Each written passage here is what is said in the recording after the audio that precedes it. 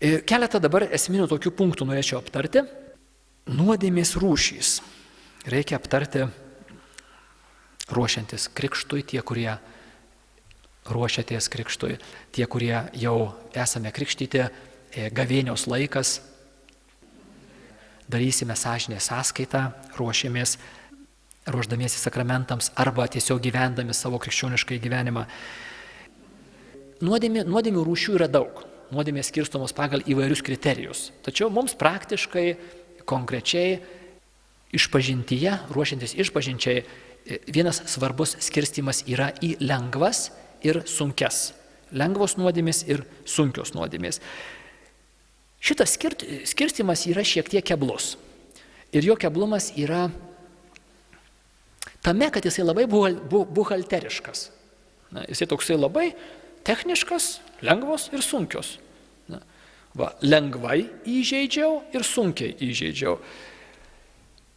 Jeigu tu tikrai myli žmogų kokį nors, ar yra įmanoma, tiesiog tik lengvai įžeisti jį, įžeisti jo meilę?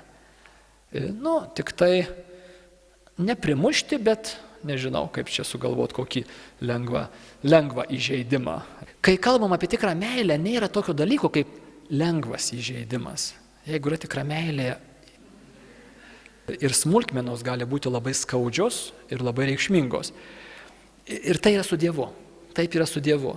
Tikrai Dievuje esantis žmogus labai nejaukiai priims faktą, kad lengvai Jėzų, reiškia, neįkalė vinies Jėzui į koją, bet tik tai, sakykime, šmaukštelėjo su bizūnu vieną kartą. Taip va, kaip saka, nemirtinai, nieko tokio, nenumirs.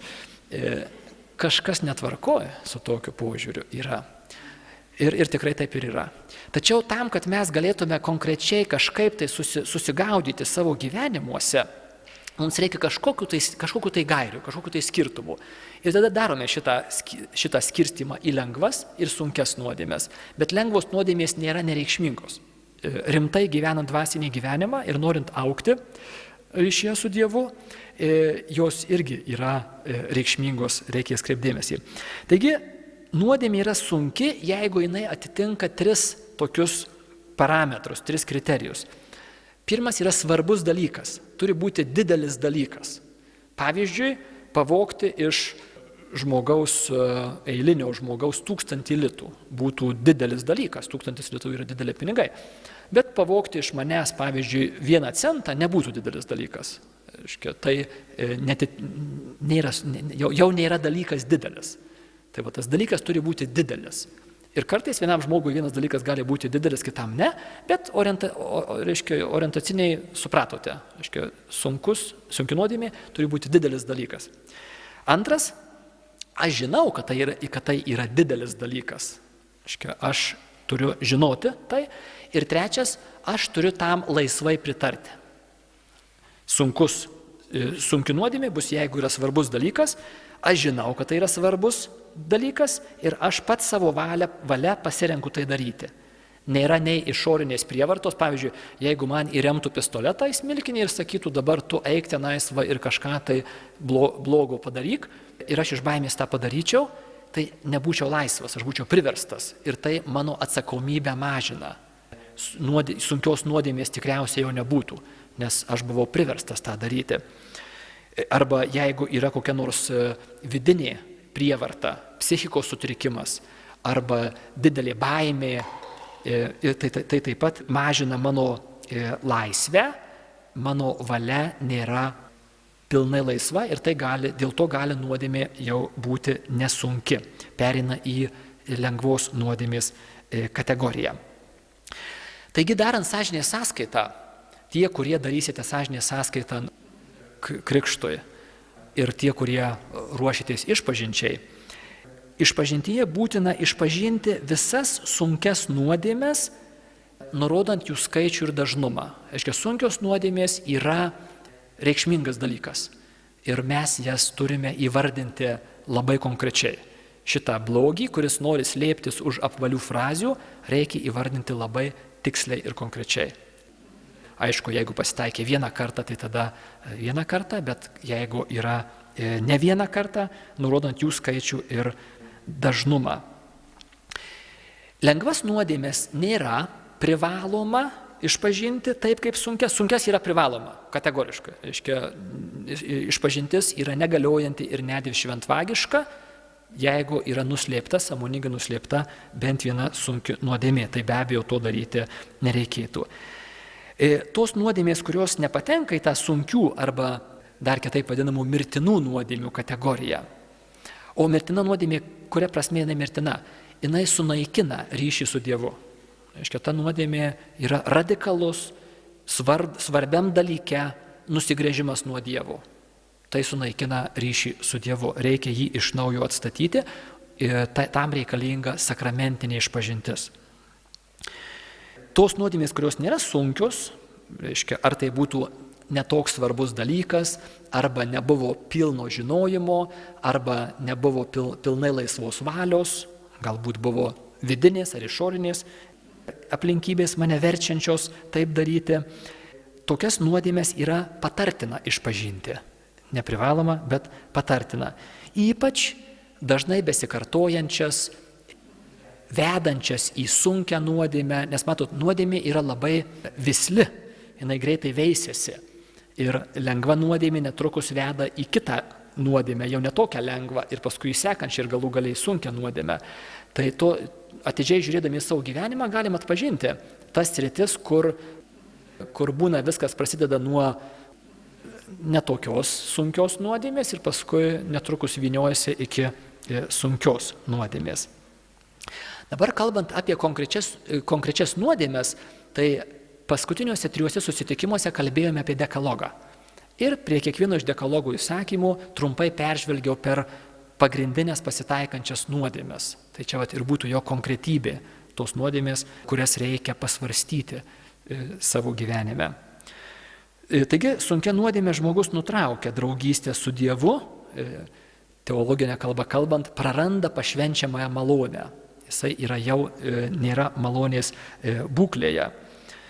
Sakramentinė išpažintis reikalinga. Kaip taisyklė yra išimtinių atvejų, paskui jos aptarsiu, bet kaip taisyklė sakramentinė išpažintis yra standartinis Dievo duotas kelias atstatyti tą draugystę, bendrystę su Dievu. Ir tokiam stovyje esantis žmogus be abejo negali priimti kitų sakramentų. Žmogus, kuris yra nėra malonės būklėje, jisai kitų sakramentų priimti negali, jokių kitų sakramentų priimti negali, nes ką reiškia, kas yra sakramento priėmimas, prisiminkite. Sakramento priėmimas yra simbolinis ženklas vidinės nuostatos kokios. Dieve, aš esu tavo visiškai, aš paklūstu tau visiškai, aš tau save atiduodu visiškai, aš noriu, kad nebūtų jokios kliūties tarp manęs ir tavęs ir kas nuo manęs priklauso pašalinu visas kliūtis iš mūsų draugystės. Bet jeigu yra sunki nuodėmė, net leista, tai tada ne visos kliūtys pašalintos. Ir priimti sakramentą, bet kokį sakramentą tokioje būklėje būtų melas. Tai būtų dar vienas judo bučinys, netiesa. Išoriškai darau vieną, o širdies nuostata yra visai kita. Taigi tai būtų šventvagiškas sakramento priėmimas, netinkamas. To daryti negalima. Kas ta sąžinės sąskaita? Sąžinės sąskaitos esmė yra klausti Dievo, kas mūsų santykėje, kas mūsų draugystėje yra gero ir kas mūsų draugystėje yra taisytino, kas yra negerai. Ką reikėtų atitaisyti, ištiesinti kreivus negerus dalykus, kur aš tave įžeidžiau. Jėzau, kas mudviejų ryšyje, kas tave žeidžia. Ir sąžinės sąskaita reiškia tokia vidinė inventorizacija, peržvelgimas viduje esančių dalykų, įvykių. Į tuos dalykus konkrečius visą laiką reikia žvelgti santykio, draugystės, ryšio su Dievu šviesoje. Nes didžiulis pavojus yra tą pavojų savyje labai dažnai atpažįstu ir esu tikras, kad bent kai kurie iš jūsų esate jame. Į sąžinės sąskaitą žiūrėti kaip į savo blogų darbų tokį buhalterinį sąrašą. Atsisėdau vienas ir tokiam, savianalizės valandėlėje paėmiau ir peržiūrėjau savo blogus darbus. Ne, čia ne tai. Turite atsisėsti dviese su Jėzumi. Jeigu jums padeda, galite net šalia pasistatyti tuščią kėdę. Toj kėdėje sėdi Jėzus ir šnekamės. Jėzau, kas yra gero ir ką reikia taisyti? Ir tada toje draugystės ir meilės atmosferoje galima eiti per įvairius klausimus, per įvairius, nuodėmių išvardinimus, klausiant savęs, ar tai buvo mūsų ryšį žeidžiantis dalykas.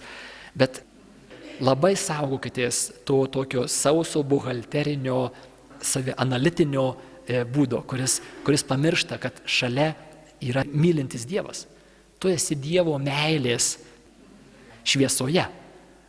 Ir tik tai toje šviesoje ir tavo nuodėmės pasirodys teisingai ir tu žinosi, ką su tom nuodėmėm daryti. Tai čia esminis dalykas.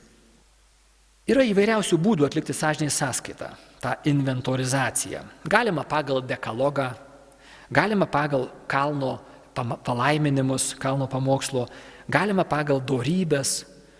Ir vienas iš tokių būdų būtų tas klausimynas, kurį šiandien po susirinkimo gausite ir galėsite naudotis. Jeigu turite namuose ir esate jau šiek tiek pažengę šitame kelyje, naudokite tą būdą, kuris jums tinka. Gali būti maldaknygėje esantis klausimai. Visi tie būdai turi savo stipriasias ir silpnasias pusės ir reikia po truputį tobulintis. Ir pagrindinė silpnoji dalis yra pamiršimas, kad esame dviese. Kad esu mylinčio Dievo akivaizdoje. Sąžinės sąskaitą atliekame nuo paskutinės geros išpažinties. Jeigu tokia buvo mano gyvenime, tai nuo paskutinės geros išpažinties peržvelgiu su Dievu, mūsų santykius. Jeigu žmogus eina išpažinties pirmą kartą, tai arba krikštui ruošiasi suaugęs žmogus, tai jisai daro sąžinės sąskaitą viso sąmoningo gyvenimo. Sąmoningas gyvenimas yra grubiai nuo 5 metų, kai mes jau žinome, kad blogai padarę, ne tik tai gausime barti ir dėl to gailimės be abejo, kad blogai padarėme, bet kad tas blogis yra ir kažkokia tai kitą tvarką ardantis blogis, kad tai yra moralinis blogis. Ir vaikas pradeda skirti tą moralinį lygmenį, grubiai nuo kokių 5-6 metų jau jis pradeda skirti, jis žino, kad yra blogai. Taigi darome sąžinės sąskaitą nuo to laiko. Tam, kad būtų lengviau, tie iš jūsų, kurie darysite sąžinės sąskaitą viso gyvenimo, suskirstykite gyvenimą į logiškus gabalus. Pavyzdžiui, gali būti vaikystė, paauglystė arba, iki tol, kol įsikėlėme į naują butą, nes naujam bute buvo nauji draugai ir tenais prasidėjo dalykai nauji. Tai tokius loginius gabalus suskirstote ir kartu su Dievu, mylinčiame jo žvilgsnyje, žvelgiate į tą laikotarpį savo gyvenimo. Žiūriu, kur sąmoningai pasirinkau blogį. Žiūriu, kokioms įtakoms leidau save formuoti. Vėlgi čia prie tos sielos ekologijos labai svarbu. Lygiai taip pat kaip su kūno ekologija, kaip su kūno sveikata. Mes esame tai, ką mes valgome. Tai šitas galioja dar labiau sielos srityje. Mes esame tai, ką mes, į save įsileidžiame, kokias įtakas, kokius vaizdus. Aš reguliariai save maitinu. Kuo? Ir aš sąmoningai leidžiu savo. Mes juk sąmoningai pasirenkame. Vėliau, tai, kas mus formuoja, po kurio laiko mes galime nustoti budrumo. Mes galime prarasti tą jautrumą, kad tai yra blogai. Tačiau pasirinkimas leisti mane formuoti yra mano atsakomybė. Kokioms įtakoms aš leidau save formuoti ir jos mane nuvedė iki dabar, kur aš jau toj srity esu miręs. Aš esu nejautrus, aš net pažįstu, sąžinė yra nuslopinta.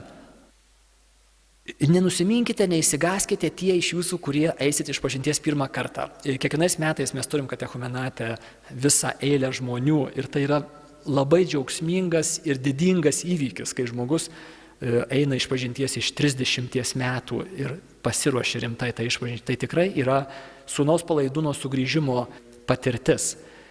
Tie iš jūsų, kurie ruošitės krikštui, darykite sąžinės sąskaitą. Jums nereiks išpažinties.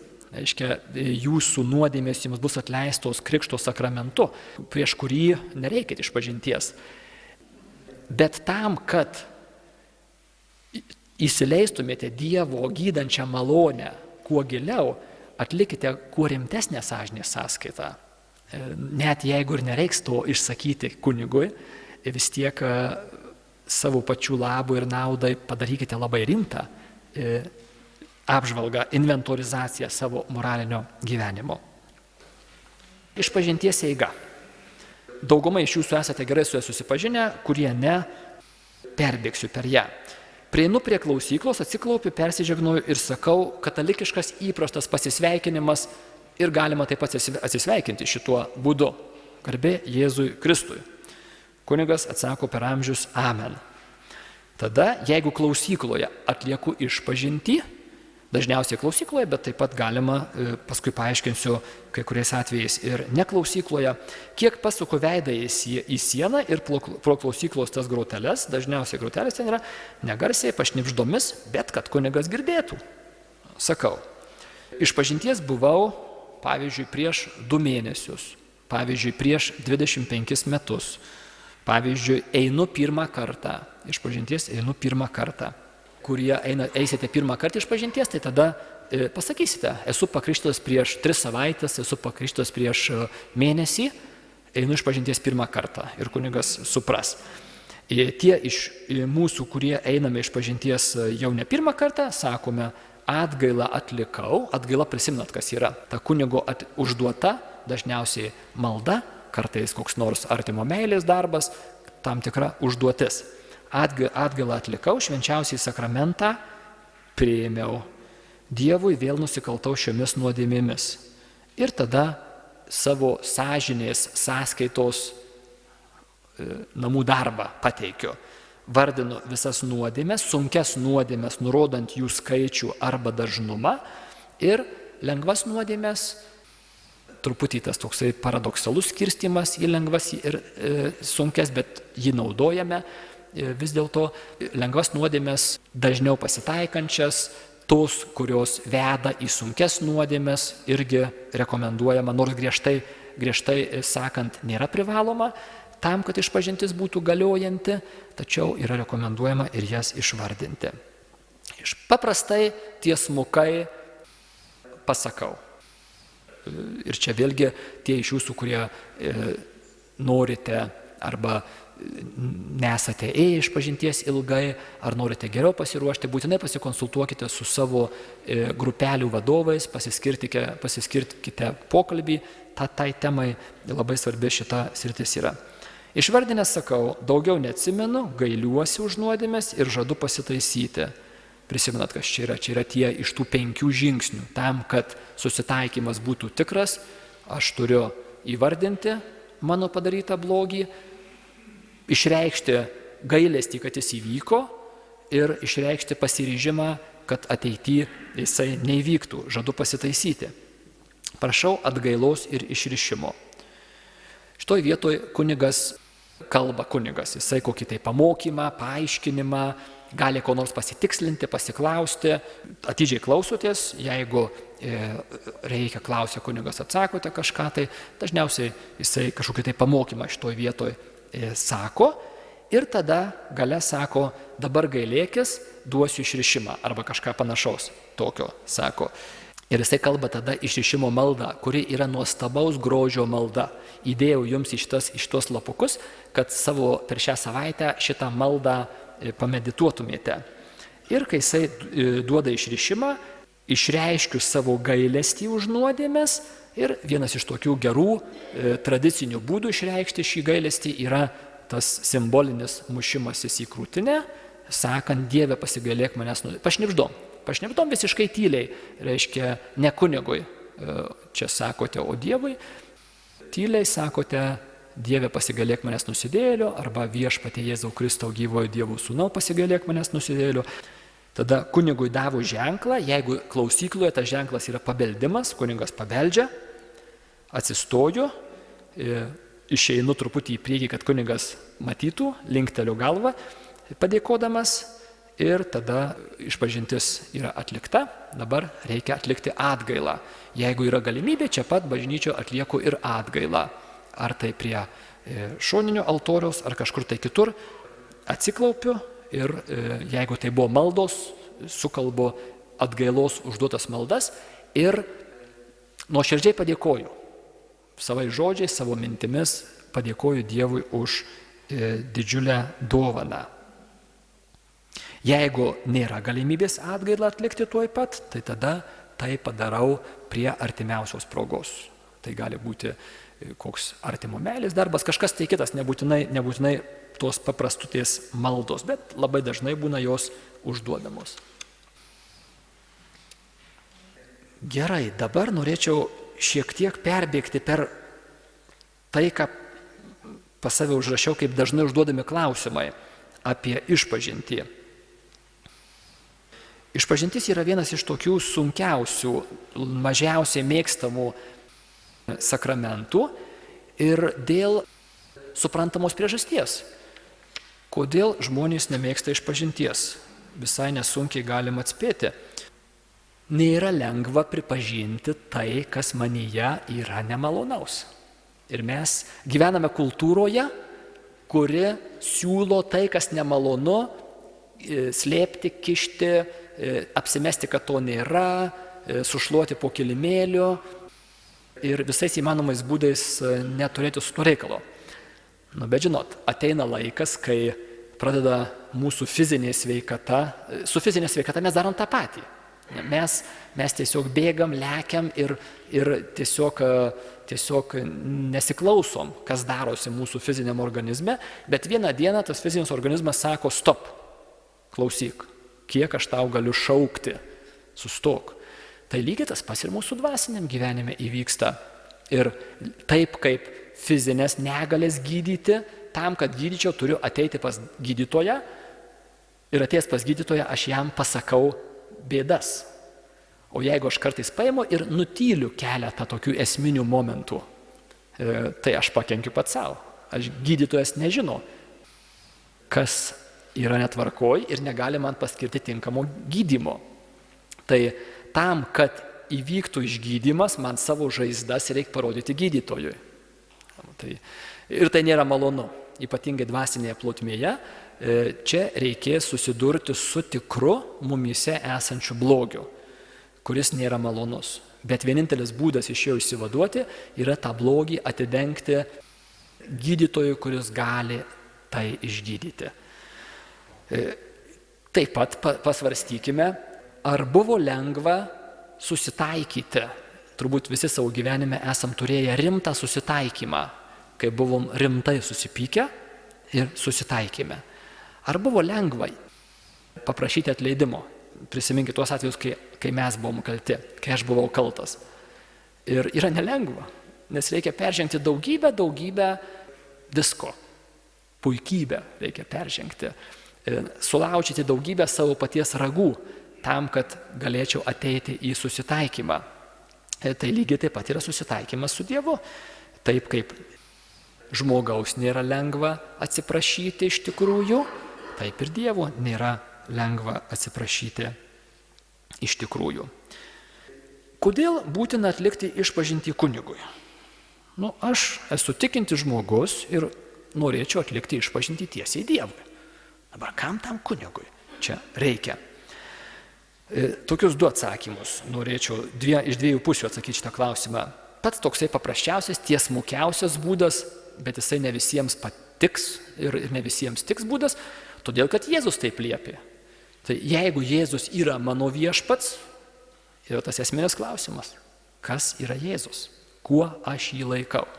Taigi jeigu jisai yra Dievas ir Dievo sūnus ir gelbėtojas, tai man užtenka to, kad jis pasakė. Kam atleisite nuodėmes apaštalams, jisai pasakė tokius žodžius. Kam atleisite nuodėmes, tiems jos bus atleistos. Viskas. Apaštalai turi šitą galią, apaštalai perduoda savo įpėdiniams vyskupams ir tie pasidalina šią galę su kunigais. Bet kai kuriems žmonėms gali šitas atsakymas tiesiog truputį nebūti patenkinamas, tai duodu tokį paprastesnį, žmogiškesnį atsakymą. Kadangi žmogus yra kūnas ir siela, mes esam ir kūnas, ir siela, ir materija, ir dvasia. Tai neužtenka tik tai dvasiškai atsiprašyti, savo širdyje atsiprašyti. Reikia ir kūniškai išreikšti tą savo dvasinį atsiprašymą. Ir va čia lygiai tą patį mes galim pastebėti savo tarpusavio santykiuose, žmonių tarpusavio santykiuose. Argi nedaug lengviau ir paprasčiau būtų, dvasiškai atsiprašyti savo įžeisto artimojo. Aš tiesiog širdyje atsiprašau tavęs ir jau to užtenka. Ne. Reikia ateiti ir pasakyti konkrečius žodžius. Ir va čia yra tas tikrasis lūžis. Praeitą kartą daviau pavyzdį su vaikais, kurie reiškia nori išsisukti nuo konkretaus įvardinimo. Mes tą patį darom visi. Iš tikrųjų, suaugusieji nelabai toli esam pažengę, tik truputį maskuoti geriau išmokome. Darom beveik tą patį, ką vaikai, kai buvome darėme. Žmonės kartais bijo, kad pasakys labai tokius gilius ir skaudžius ir intymius dalykus kitam žmogui, kunigui, ir ar jisai neišplepės. Tai yra tokia vadinamoji sakramentinė paslaptis. Pati griežčiausia paslaptis katalikų bažnyčioje ir netgi drįsčiau sakyti gal ir visam pasaulyje. Ta paslaptis saisto kunigą nuodėmklausį išgirdusį nuodėmes. Jisai negali absoliučiai, jokiomis sąlygomis išpasakoti tai, ką jis girdėjo išpažintyje. Niekas neturi teisės absoliučiai jokios, net popiežius neturi teisės pas paprastą kunigėlį ateiti ir sakyti, tu man pasakyk, aš tau įsakau pasakyti, ką tu girdėjai per išpažintį. Niekas neturi jokios teisės. Tai yra absoliuti visiška išpažinties paslaptis. Pačiom griežčiausiamis bausmėmis saistomas kunigas, jisai yra ekskomunikuojamas iš karto. Jeigu jisai papasakoja išpažinties paslaptį, jisai reiškia, yra pašalinamas, ekskomunikuojamas, iš bažnyčios pašalinamas iš karto vien tik tuo veiksmu. Tokia yra tvarka bažnyčioje. Dabar, ar kartais tai įvyksta? Deja, yra įvykę. Tai įvyksta kartais. Ir tai labai skaudžiai sužeidžia žmogų, ypatingai, jeigu tai yra paviešinama. Dažniausiai tai nėra paviešinama plačiai ir viešai. Bet pasitaiko, kad ar prasitarė, ar KGB atveju, kai būdavo kunigai masiškai verbuojami, yra buvę atvejus, įvyksta tai kartais. Nežinau, tiesiog aš asmeniškai pilnai pasitikiu tą sakramentinę paslaptimi ir kviečiu ir jūs. Galite pasirinkti nuodėmklausį. Žmogus, reiškia, penitentas eina išpažinties pas nuodėmklausį. Tai penitentas turi teisę pasirinkti kunigą. Jūs neprivalote eiti pas savo kleboną arba pas kažką tai kitą, jūs galite pasirinkti kunigą ir jeigu jūs pasirinksite popiežių išpažinčiai, tai popiežius nebūtinai skirs jums laiko, nes tiesiog pagal savo pareigas jisai nebūtinai tam bus prieinamas. Bet šiaip penitentas, jeigu kunigas sėdi klausykloje ir yra prieinamas išpažintims, tai tada tu renkiesi, tai pasirinkite tokį kunigą, kuriuo galėtumėte pasitikėti. Neprisimenu, kas čia dabar sakė, bet netaip seniai išėjo kalba apie tai ir vienas rodos kunigas labai įdomą mintį pasakė. Sako, pagalvokite, kiek yra kunigų metusių kunigystę. Yra tikrai kunigų metusių kunigystę, dėja. Ir nėra girdėtas atvejis, kad kunigas metęs kunigystę paimtų ir paviešintų jo girdėtas išpažintį. Kažkaip jie vis tiek laikosi išpažinties paslapties. O čia įdomus dalykas, reikšmingas. Kartais jie tiesiog nusviedžia kunigystę kaip visiškai nereikalingą dalyką, bet saugoja išpažinties paslaptį. O galėtų, negalėtų ten kokiam žurnale žmonės ar kažkokiam kosmopolitane paimti ir savo, aš čia taip girdėjau, aš čia naip, o kodėl nedaro? Įdomu. Dabar ruošiantis sąžinės sąskaitai dėl tų sąrašų sudarimo. Ar reiktų susirašyti nuodėmes? Ar nereiktų?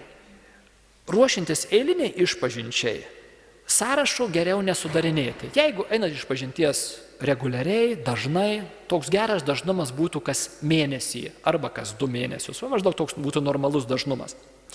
Tai atsimenam pakankamai gerai, sąrašo sudaryti nereikėtų. Nebent, jeigu žmogus labai įsitempia, kad tik ko nors neužmirščiau. Tada sudarai pasirašai, kad tiesiog galėtum ne taip įsitempti ir jeigu tau sąrašas nuima įtampą, sudaryk jį. Tačiau svarbiausias dalykas, ar tu sudarai sąrašus, ar nesudarai sąrašų, susikoncentruoti į draugystę su Dievu.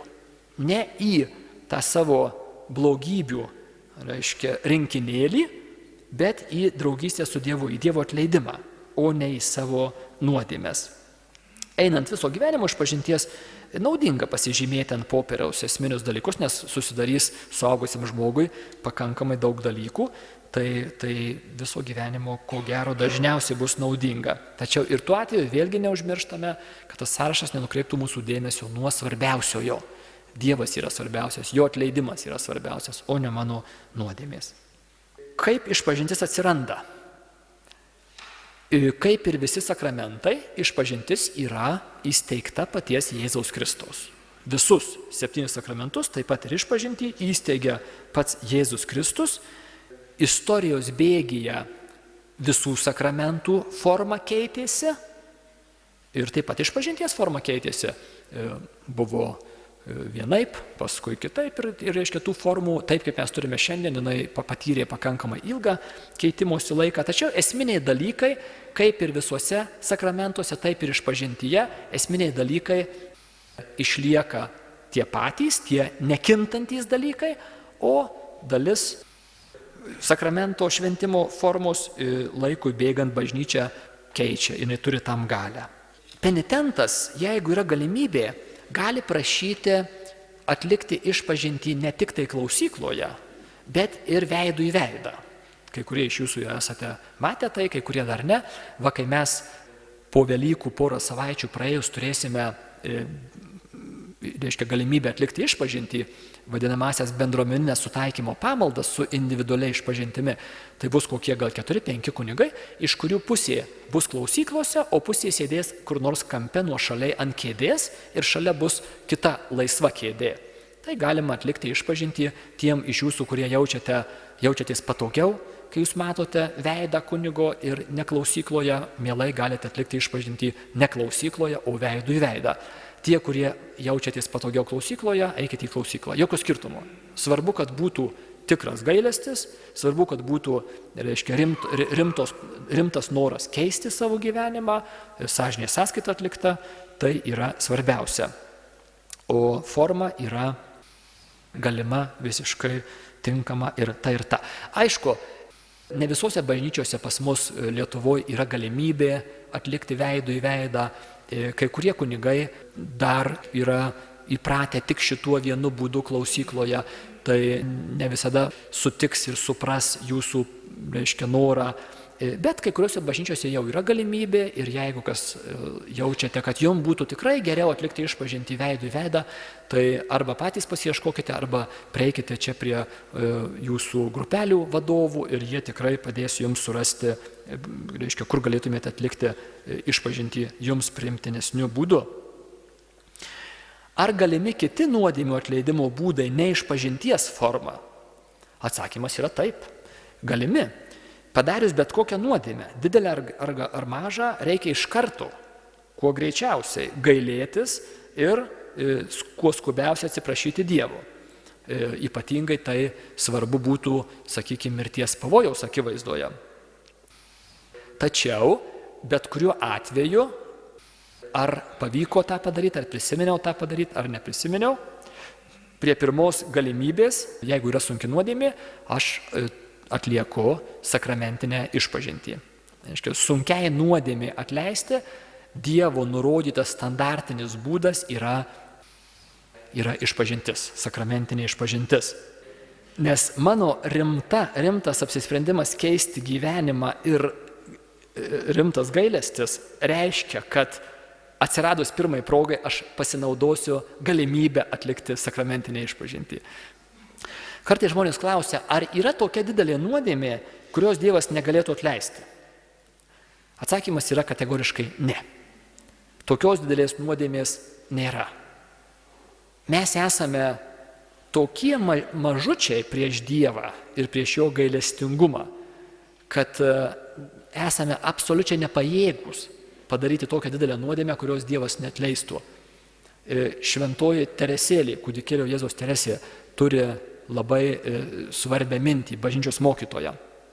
Sako, jeigu aš būčiau padariusi visas įmanomas pasaulio nuodėmės, jos būtų tik tai lašelis prieš Dievo gailestingumo ir atleidimo okeaną. Tai čia yra nepalyginami dydžiai. Dievo gailestingumas yra begalybę kartų didesnis prieš visas įmanomas nuodėmes. Vienintelis sąlyga yra noras susitaikyti. Jeigu žmogus turi šitą norą atsiprašyti Dievo ir susitaikyti su Dievu, tai Dievas iš savo pusės nestokos atleidimo ir gailestingumo. Tai yra neįmanoma. Jo gailestingumas yra milijardus ir begalybę kartų viršijantis mano nuodėmes. Be abejo, jeigu aš to gailestingumo noriu. Jeigu aš nenoriu, Dievas yra džentelmenas ir jo per prievartą nekiša. Yra šventajame rašte, Naujajame testamente tokia mintis, kad nuodėmės prieš šventąją dvasią, kai kurie iš jūsų skaitote Naują testamentą ir randate tokią vietą, kur Jėzus sako, kad nuodėmės prieš šventąją dvasią nebus atleistos nei šiame, nei būsimajame gyvenime. Kas yra tos nuodėmės prieš šventąją dvasią? Jonas Paulius II viename iš savo dokumentų aiškina apie šias nuodėmės prieš šventąją dvasią. Ir jisai sako, tai yra nuodėmė, nuostata, dėl kurio žmogus neteina prašyti atleidimo. O ta nuodėminga nuostata, dėl kurios žmogus neteina pas Dievą prašyti atleidimo. Ir tai yra iš esmės viena iš dviejų nuostatų. Arba žmogus neina pas Dievą prašyti atleidimo, manydamas, kad jam jo nereikia. Tiesiog, Dieve, ką man tas tavo atleidimas? Ne, man nei tavęs, nei tavo atleidimo nereikia. Tai yra puikybė. Arba kita nuostata yra neviltis. Dievas man neatleis. Mano nuodėmės yra tokios didelės, kad Dievas man neatleis. Ir žmogus neteina paprašyti atleidimo. Tarp kitko, puikybė ir neviltis yra seserys dvynės. Jos yra tos pačios monetos kita pusė. Nes neviltis yra irgi savęs labai sureikšminimas didelis. Aš esu toks didelis, nes mano nuodėmės yra tokios didelės. Jos tiesiog visą dangų užstoja, kaip ir aš pats. Ne, tai yra irgi puikybė. Ir dažnai savyje puikybę atpažinsime kaip neviltį. Kovodami su puikybė pamatysime jos tą vieną iš veidų, tai yra neviltį. Kai kurias ypač sunkias nuodėmes eilinis kunigas negali atleisti ir jisai siūs pas vyskupą. Žmogžudystė, negimusio kūdikio nužudymas, gali būti, kad kunigas neturės teisės ją atleisti ir jisai siūs pas vyskupą. Tačiau vyskupas atleis, jeigu tik tai žmogus nuoširdžiai gailisi, jeigu tuos 5 žingsnius atlieka į tikrą susitaikymą, tai tos nuodėmės nėra tokios, kurias negalim atleisti. Tiesiog jų dydis yra toksai, kad jos rezervuotos vyskupui arba vyskupo įgaliotiems kunigams. Bet jos nėra tokios, kurių negalima būtų atleisti. Jei tik žmogus nori susitaikyti su Dievu ir nuoširdžiai ryžtasi taisytis, tai jos yra atleidžiamos. Kunigo vaidmuo išpažintyje. Esu girdėjęs pats savo ausimis tokį pasakymą, sako, kaip aš galiu eiti pas tą kunigėlį išpažinties, jeigu jisai psichologijoje nusimano mažiau už mane. Tai klaidinga nuostata, jos klaidingumas yra kame? Išpažintis supainiojama su psichoterapiniu pokalbiu. Išpažintis nėra psichoterapija. Labai gerai, jeigu kunigas turi žinių psichologijos srityje ir jis galės padėti penitentui giliau pažvelgti, motyvus pamatyti, reiškia, tai labai gerai. Bet šiaip kunigas tam, kad įvyktų sutaikinimo sakramentas, neturi turėti psichologijos žinių, nereikia. To nereikia. Aišku, tai, kaip sakau, yra naudinga. Psichologinės, teologinės ar kokios tai kitos žinios tikrai labai naudingos ir praverčiančios, ieškant nuodėmės šaknų. Tačiau pats sakramentas nuo jų nepriklauso. Sakramentas priklauso nuo penitento tų 5 žingsnių ir kunigas tada jam duota dieviškąja gale atleidžia nuodėmes. Ir tas atleidimas vyksta, yra toks teologinis terminas, in persona Christi. Kunigas tuo metu veikia Kristaus asmenyje. Arba tiksliau, kunigas paskolina save Kristui ir Kristus sako, ir aš tau atleidžiu tavo nuodėmes. Reiškia, čia yra Kristaus žodžiai tariami kunigo lūpomis. Tai štai kunigo vaidmuo būtų tas in persona Christi. Ir paskutinį klausimą - išpažinties taisymas. Pasitaiko atveju, kai žmogus sąmoningai nuslėpia išpažintyje sunkią nuodėmę. Tai yra žinodamas, nepasako išpažinties sunkios nuodėmės. Tokia išpažintis yra negaliojanti. Jeigu taip atsitinka, tokią išpažintį reikia taisyti. Jinai yra negaliojanti, jinai yra dar viena nuodėmė, dar viena šventvagiška išpažintis, dar viena blogybė. Ja būtina kuo greičiausiai taisyti, eiti iš naujo išpažinties, galima eiti pas tą patį kunigą, galima eiti pas kitą kunigą, jūs renkatės, tai nėra svarbu. Ir pasakyti, kad praeito išpažintyje nuslėpiau nuodėmę, nurodyti kokią nuodėmę ir atlikti iš naujo išpažintį nuo paskutinės geros išpažinties. Iš esmės tai nieko baisaus nėra, žmonės kartais labai išsigąsta. Tiesiog reikia eiti naujos išpažinties, pasakyti tą faktą, kad nuslėpiau ir tada atlikti išpažintį nuo paskutinės geros išpažinties.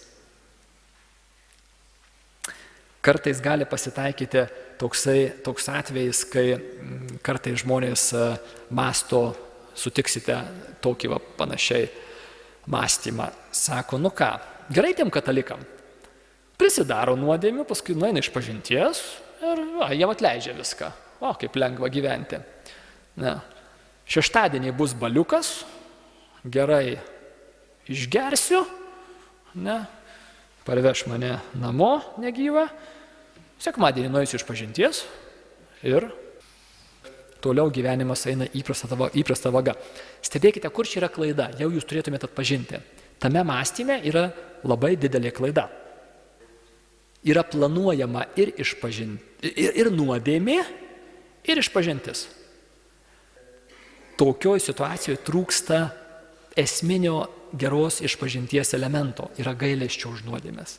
Tu negali planuoti nusidėti, šeštadienį nusidėsiu, tada sekmadienį nuoširdžiai tuo pasibjaurėsiu ir norėsiu, kad tai niekada nebūtų įvykę, nueisiu išpažinties ir viskas bus gerai.